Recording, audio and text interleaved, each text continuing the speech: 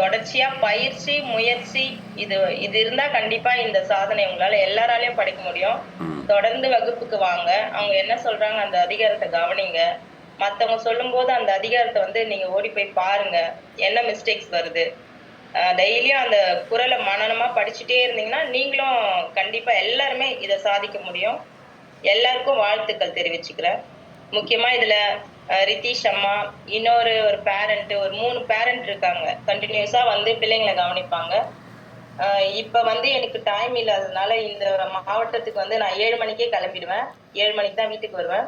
So பாப்பாவ என்னால கவனிக்க முடியல. இருந்தாலும் பாப்பா முடிச்சது எனக்கு ஒரு சாதனை தான். அதுக்கு நான் ஐயாக்கு நன்றி தெரிவிச்சுக்கிறேன். ம் என் வகுப்பு வர அனைத்து பிள்ளைங்களோட பேரண்ட்ஸ்க்கும் நான் என்ன சொல்றேன்னா, கன்டினியூஸ் தான். தொடர்ச்சி, பயிற்சி, முயற்சி. கன்டினியூஸா நீங்க கிளாஸ் அட்டெண்ட் பண்ணா தான் உங்களால இத சாதிக்க முடியும். சரி. சரிங்களா? இப்போ நீங்கள் அனைத்து நீங்கள் பிள்ளைகளுக்கும் நீங்கள் வாழ்த்துக்கள் நீங்கள் சொன்னீங்கல்ல உங்கள் பிள்ளை உங்கள் தாமினி வந்து முடிப்பாங்க முடிக்க மாட்டாங்கன்னு எனக்கு நம்பிக்கையே இல்லைன்னு சொன்னீங்களா, அதை சொல்லுங்கள். நான் என்ன நெனச்சேன்னா, நம்ம பிள்ளை மேல நம்ம ஒரு சுமைய வைக்கிற மாரி எனக்கு தோணுச்சுங்க ஐயா முதல்ல.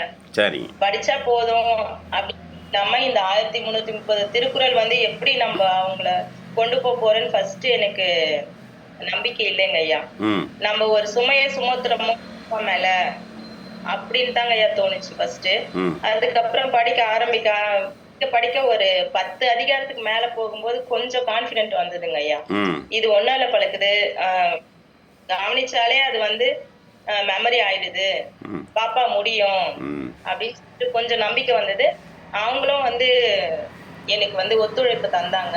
ம் இப்ப அவளுக்கு 1330 குறள் வந்து முடிச்சிருக்கான்னு சொல்லிட்டு எங்க சொல்லிக்க முடியுமோ எல்லா இடத்துலயும் சொல்லிக்கிறா. அதுக்கு அவளுக்கு ஒரு சொத்தாகவே மாறி போச்சுங்க ஐயா. எல்லா சொத்தும் அழிஞ்சிடுங்க ஐயா. ஆனா இந்த சொத்து அழியாதுங்க ஐயா. அழியாத ஒரு சொத்த வந்து நீங்க எங்க பிள்ளைக்கு தந்ததுக்கு ரொம்ப மிக்க மகிழ்ச்சிங்க ஐயா. நன்றிங்க ஐயா. நன்றி பத்மா டீச்சர். நீங்கள் வந்து ஒரு ஆசிரியராக இருந்து நிறைய பிள்ளைகளுக்கு சொல்லித்தரீங்க.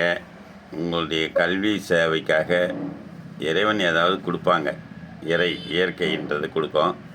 இந்த பிரபஞ்சம் ஏதாவது தரும். அதுதான் இது. ஆனா வந்து சரிங்க. இப்ப இருக்கிற காலகட்டத்துல நிறைய டிஸ்ட்ராக்ஷன்ஸ்ங்க ஐயா. ம் மொபைல், டிவி, மொபைல் மட்டும் போதுங்க ஐயா. பிள்ளைகளோட கவனத்தை வந்து ஃபுல்லா 100%